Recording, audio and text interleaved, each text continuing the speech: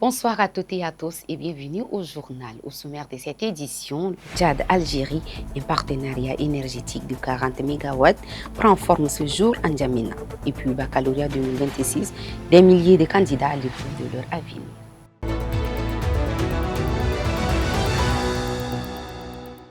Mesdames et messieurs, une fois de plus, bienvenue à toutes et à tous. Le Tchad et l'Algérie ont franchi une nouvelle étape dans le renforcement de leur coopération énergétique avec le lancement officiel ce lundi à Farsha, dans le premier arrondissement d'N'Djamena, des travaux de construction d'une centrale thermique d'une capacité de 40 MW.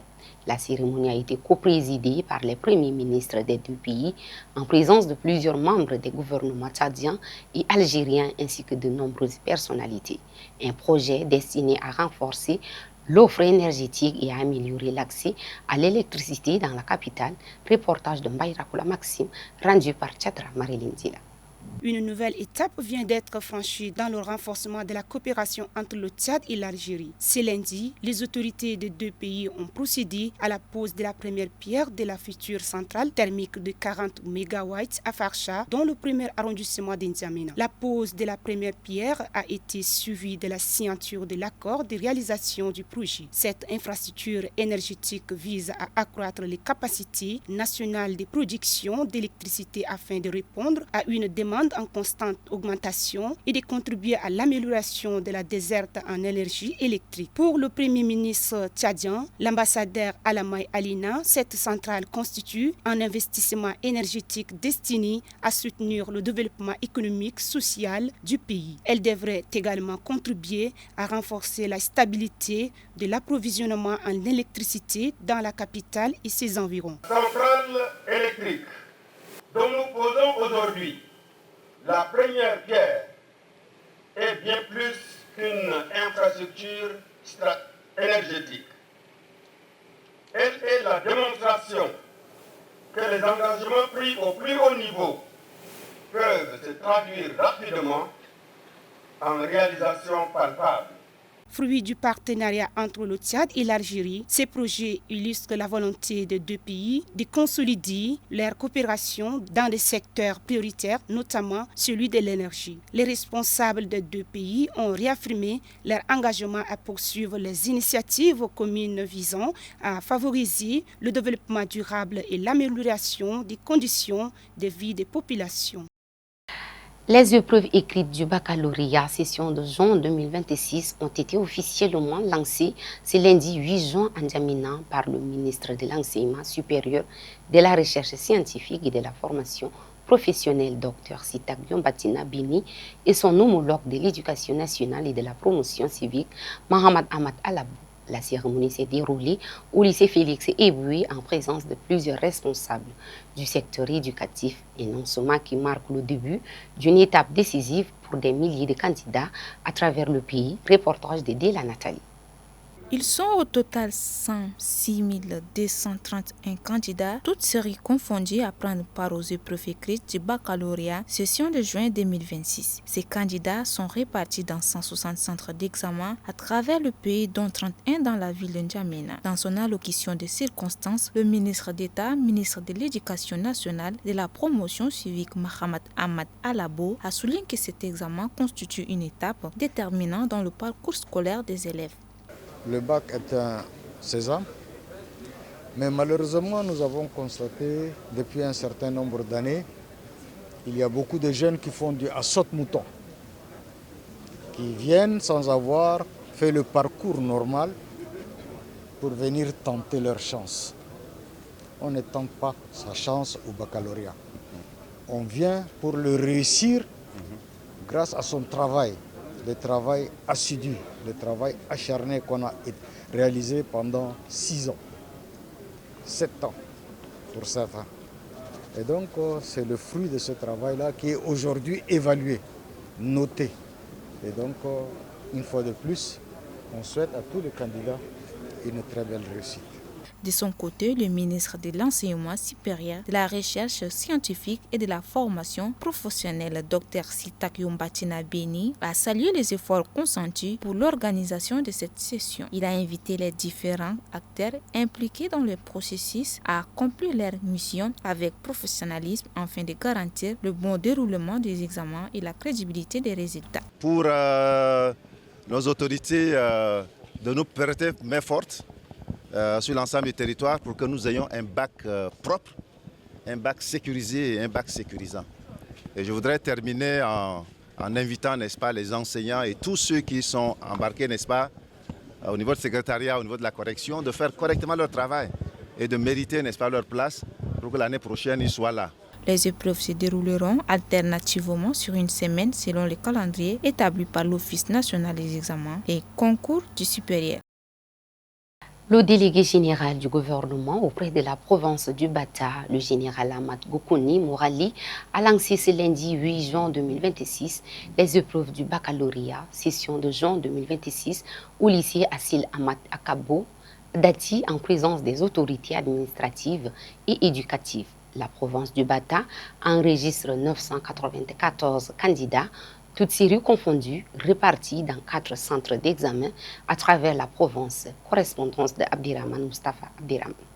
Dès 7 h du matin, les candidats au baccalauréat session de juin 2026 ont commencé à se présenter au lycée Assil Ahmad Akhabaj Dati pour la première journée des épreuves. Dans le cadre des mesures de sécurisation mises en place par les autorités éducatives, les candidats ont été soumis à des fouilles systématiques à l'entrée de l'établissement afin de prévenir toute tentative de fraude. Après cette étape, les surveillants ont procédé à la vérification des identités et des listes de présence avant l'installation des candidats dans les différentes salles d'examen. À 8h15, le délégué général du gouvernement auprès de la province du Bata, le général Ahmad Goukouni Mourali, a fait son arrivée au lycée Assil Ahmad Akhabaj. Il a été accueilli par les autorités administratives, les responsables de l'éducation, ainsi que les présidents des centres d'examen. La délégation s'est ensuite rendue dans la salle numéro 1 pour la cérémonie officielle, marquant le lancement des épreuves du baccalauréat 2026 dans la province. Dans les 2 centres d'examen de la ville d'Ati, ce sont au total 537 candidats, toutes séries confondues, qui prennent part à cette session. Pour cette première journée, les candidats des séries scientifiques en section française et arabe ont été les premiers à composer. Avant l'ouverture d'enveloppes contenant les sujets, le général Ahmad Goukouni Mourali a adressé un message d'encouragement aux candidats. Il les a invités à lire attentivement les sujets, à prendre le temps nécessaire pour bien comprendre les questions avant d'y répondre et à respecter strictement les règles de l'examen. Le délégué général a également rappelé aux surveillants leurs responsabilités dans le bon déroulement des épreuves, les exhortant à faire preuve de vigilance, de professionnalisme et d'impartialité tout au long des examens. Après avoir procédé à l'ouverture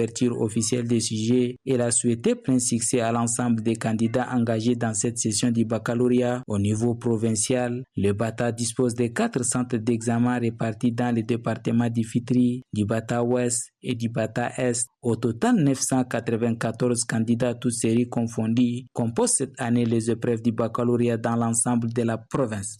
Baccalauréat session de juin 2026 dans la province du Mayukibi Est, 9446 candidats, toutes séries confondues, affrontent les épreuves écrites réparties dans 12 centres de composition.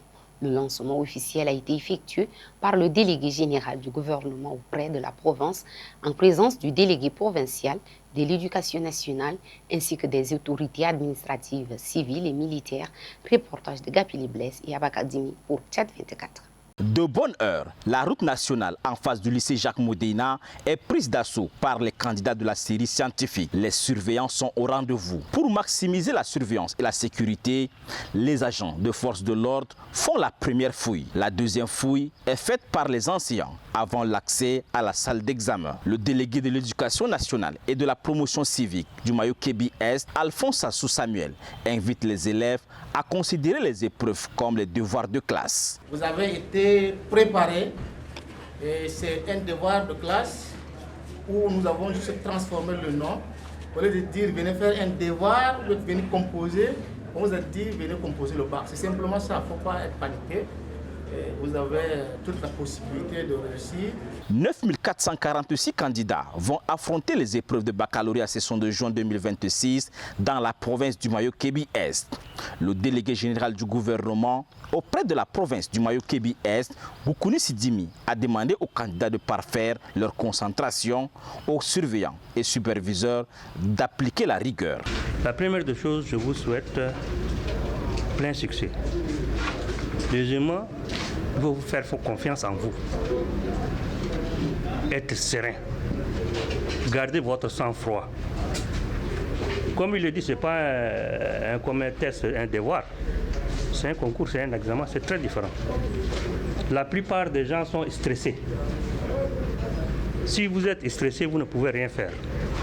Pour cela, quand on distribue les épreuves, prenez au minimum 5 minutes de calme et de lecture. 5 minutes, au minimum 5 minutes de calme et de lecture pour vous approprier du jeu. Et il y a le stress qui est très mauvais, l'autre stress qu'on dit le stress d'euphorie. Quand vous voyez que le sujet est facile, vous allez directement au sujet. Non, ça vous avez commis une erreur. Souvent l'euphorie ne donne pas de bons résultats. Les élèves de la série scientifique ont abordé ce jour, 8 juin 2026, l'épreuve de français ou de philosophie au choix. Le délégué général du gouvernement auprès de la province du Mayo-Kébi-Est, Boukouni Sidimi, a procédé à la distribution officielle des épreuves. Le jour 2 sera réservé aux candidats de la série littéraire. Restons toujours dans le chapitre éducation. Les épreuves écrites du baccalauréat de l'enseignement secondaire session de juin 2026 ont été officiellement lancées ce 8 juin dans la province du Mandoul par le secrétaire général de la province Dimas Ndiedoboum. Au total, 3352 candidats, toutes séries confondues, dont 1307 filles, prennent part à cet examen. Les détails avec notre correspondant sur place, Dominique Didiou.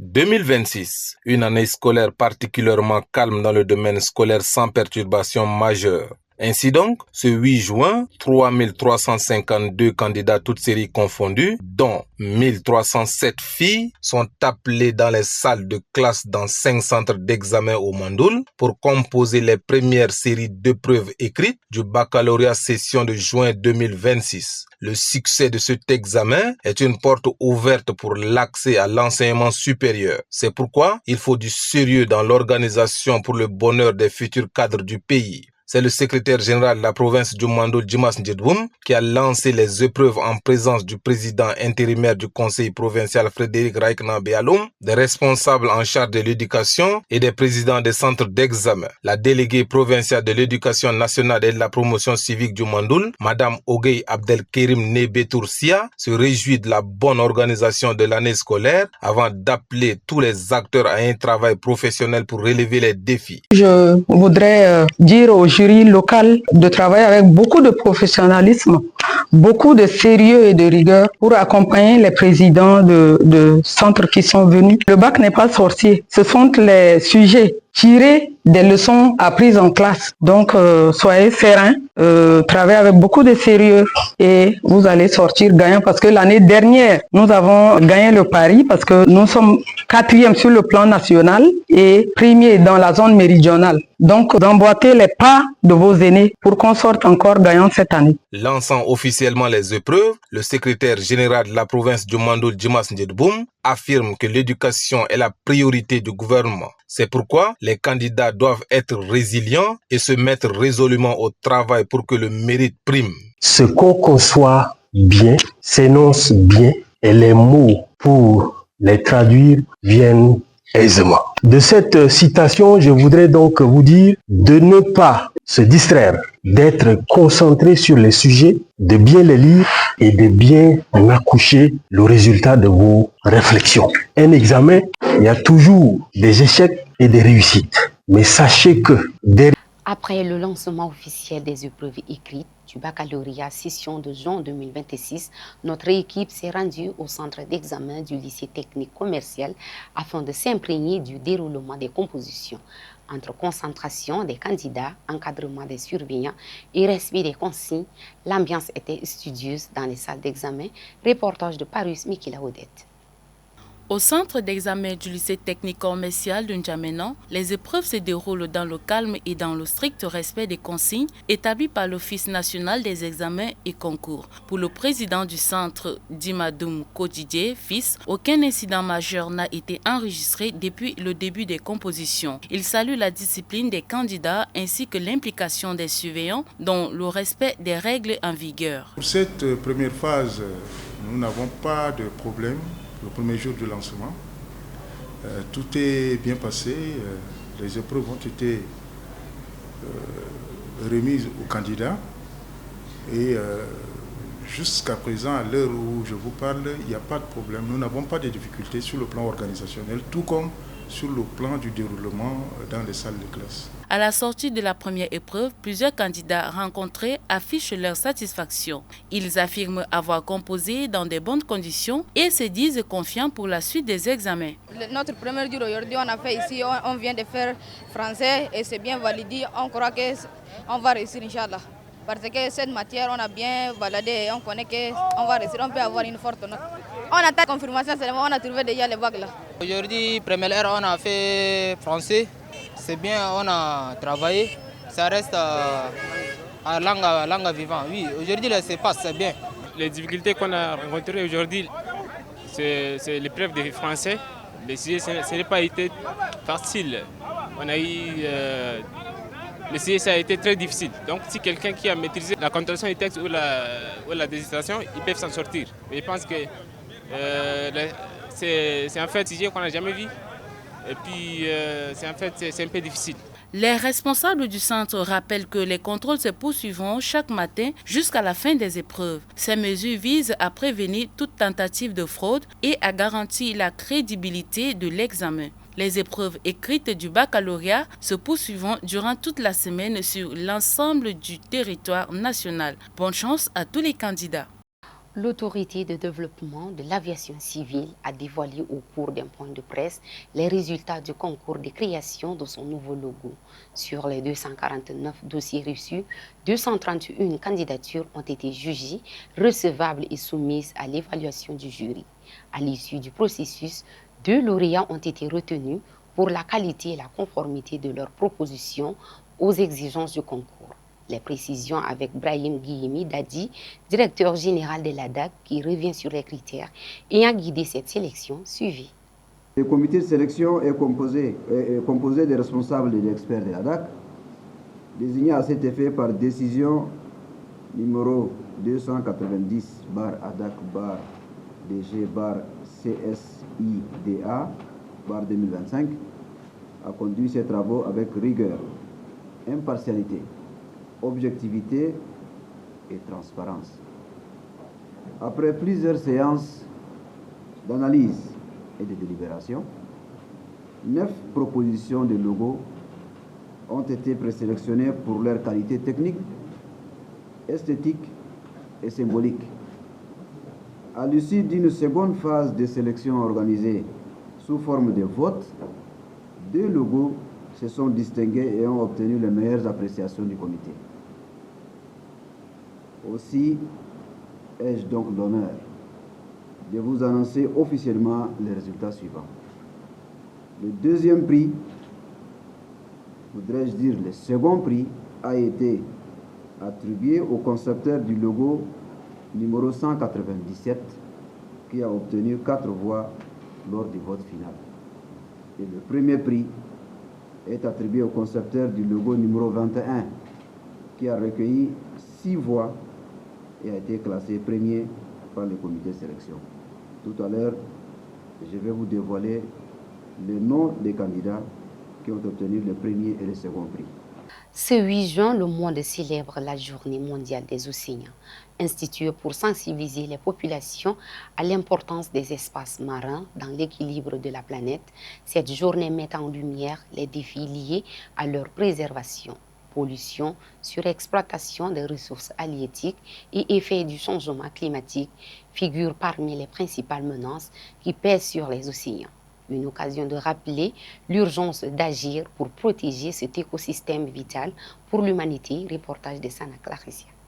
Cette année, la Journée mondiale des océans est célébrée sous le thème réimaginer au-delà du monde que nous connaissons, une nouvelle relation avec notre océan. Un thème qui invite les populations, les décideurs et les gouvernements à repenser leur rapport à l'océan afin de construire un avenir plus durable et respectueux de l'environnement. Véritable poumon bleu de la planète, les océans produisent plus de la moitié de l'oxygène que nous respirons, régulent le climat mondial et constituent une source essentielle de nourriture et de revenus pour des millions de personnes à travers le monde.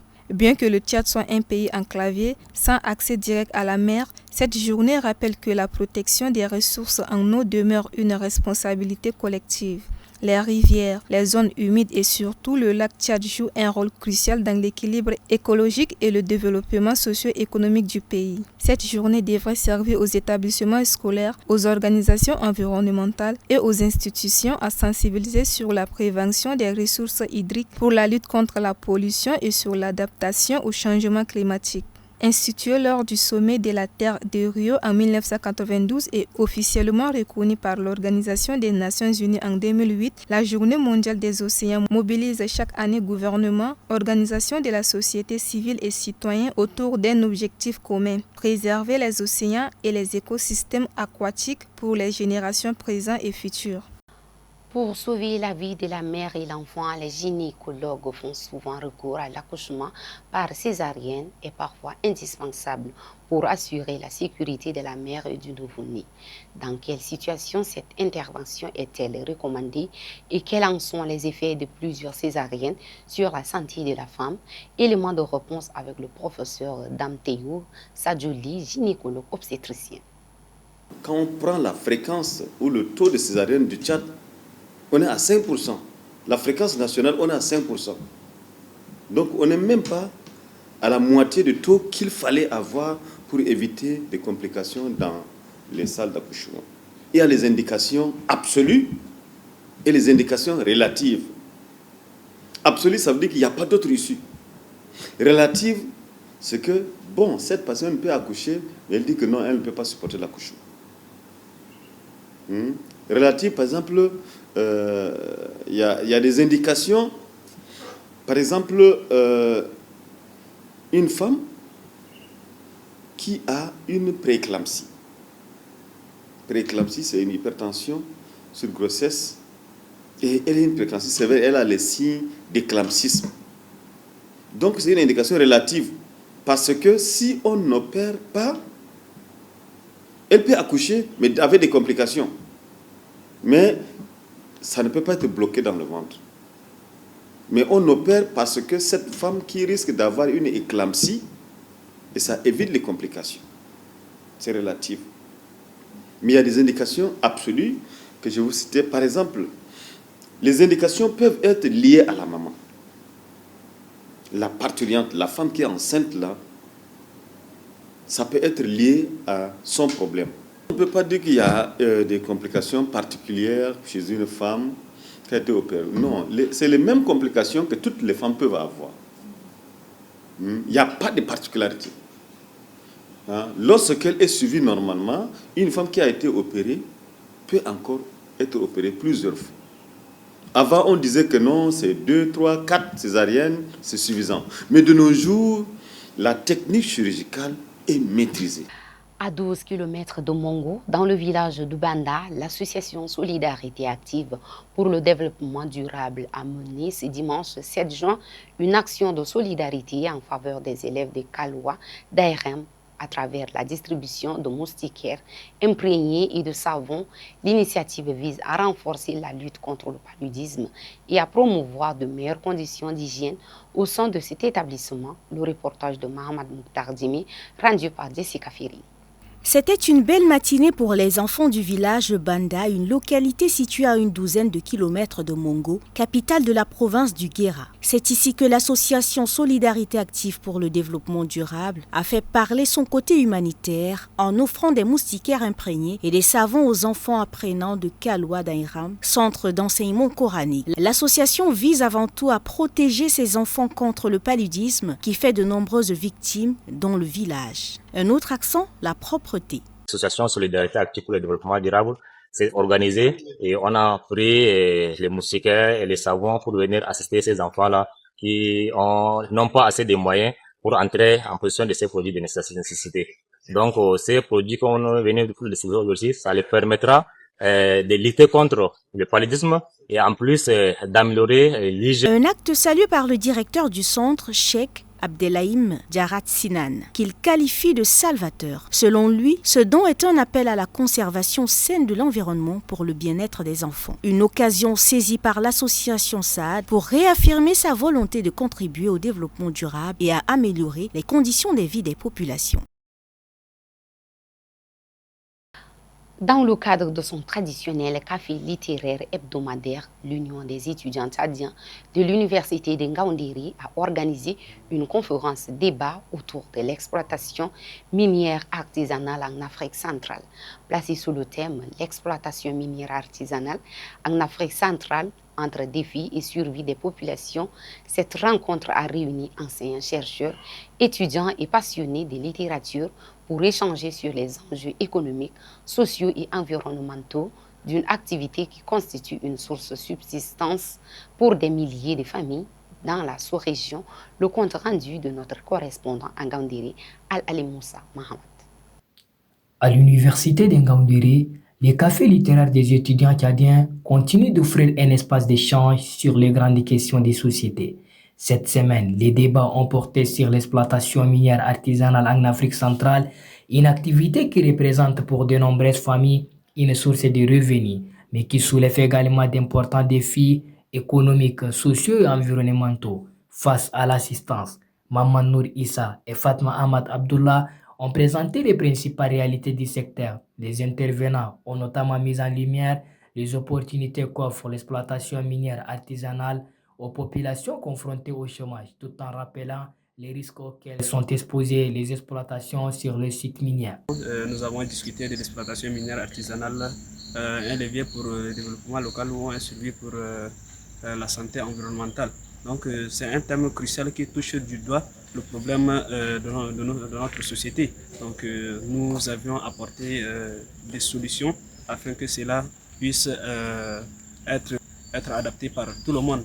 Nous savons très bien que ce soit le Tchad, que ce soit le Cameroun ou l'Afrique centrale d'une manière générale, l'exploitation minière artisanale est fréquente. Et donc ces exploitants utilisent des rudimentaires à travers l'utilisation des substances chimiques qui est nuisible pour leur santé. Donc nous avons proposé des pistes de solutions afin qu'ils puissent utiliser la méthode de borax ou la concentration gravimétrique par exemple. Poursuivant son analyse, Fatma Ahmad Abdullah a insisté sur la nécessité d'un meilleur encadrement du secteur. Selon elle, l'implication du pouvoir public demeure essentielle pour garantir une exploitation responsable des ressources minières et de réduire les conséquences néfastes sur l'environnement. Les échanges avec le public ont permis d'aborder plusieurs préoccupations, notamment les conditions de travail des jeunes dans les secteurs d'exploitation, ainsi que des pistes susceptibles de concilier le développement économique, protection de l'environnement. La mission de la parole vivante au Tchad a organisé ce dimanche au Radisson Blu d'Njamena la 30e cérémonie de graduation des étudiants du Centre de formation biblique et de l'école biblique spéciale des élites, une cérémonie marquée par la remise des diplômes, mais surtout par des messages d'enseignement, d'encouragement et de fortification spirituelle adressés aux lauréats, compte rendu de Biactivo Emmanuel. En dessous des chants de louanges, des visages rayonnants, 68 étudiants du centre de formation biblique et 13 de l'école biblique spéciale des élites au Tchad, issus de 20 différentes églises, ont été honorés pour leur engagement de servir selon la parole de Dieu. Sous la direction de Living World Mission Tchad, chaque nom prononcé à l'occasion de cette cérémonie de graduation était empreinte de joie. Les mères, les pères, les jeunes, les serviteurs, tous ont partagé les mêmes émotions.